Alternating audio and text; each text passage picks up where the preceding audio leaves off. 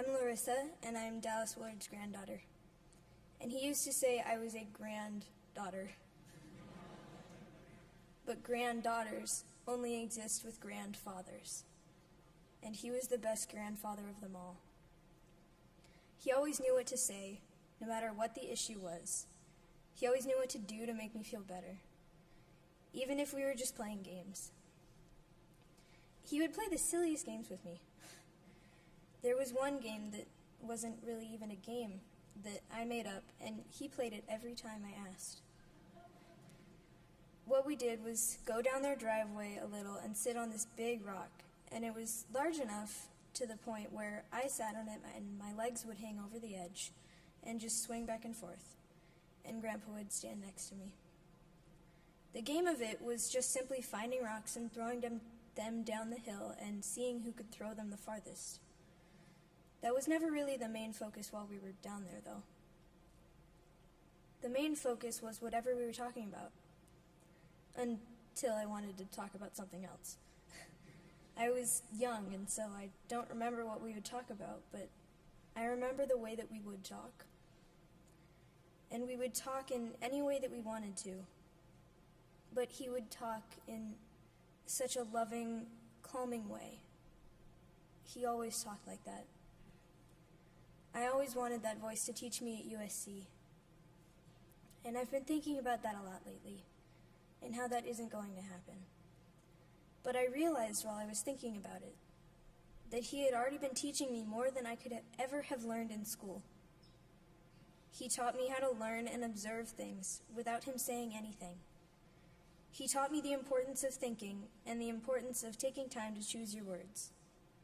He taught me the importance of the little things. The little things that he did were my favorite. And so were the big things. It was just everything that he did. It was so loving and kind and unconditional.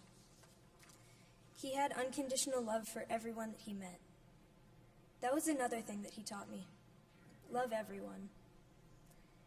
I gotta work on that one a little more. He had that one perfect, though.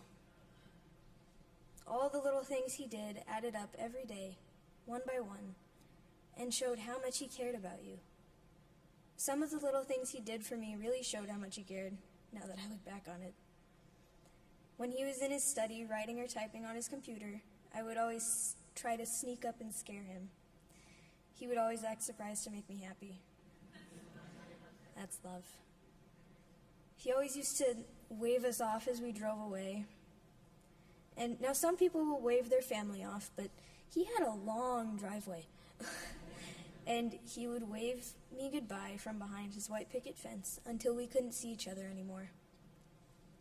He would do it every time without fail. It became our way of saying, I love you and see you soon, without having to say anything to him. I love you and see you soon was the last thing I said to him. I will still see him soon in heaven. He told me in the hospital that if he passed, it wouldn't be long until we resumed our life together. The years to come without Grandpa will seem like nothing compared to the eternity that we will be spending together with the Lord. But it's already been too long without him here. It's been too long since I've held his strong, gentle, big, loving hands. It's been too long since I've had a hug from my magnificent, strong, larger-than-life, teddy bear-like, #1 Grandpa. It's been too long since I got wisdom from the smartest guy I know. I will always remember one sentence that really summed up everything he stood for and everything I need to do. He might not have meant it as anything, but I kept thinking about it. He said it to me in the hospital just before his last surgery. We were all walking out of the room, and he called me back in, just for a moment. So we were the only two in the room. And he said, give him heaven.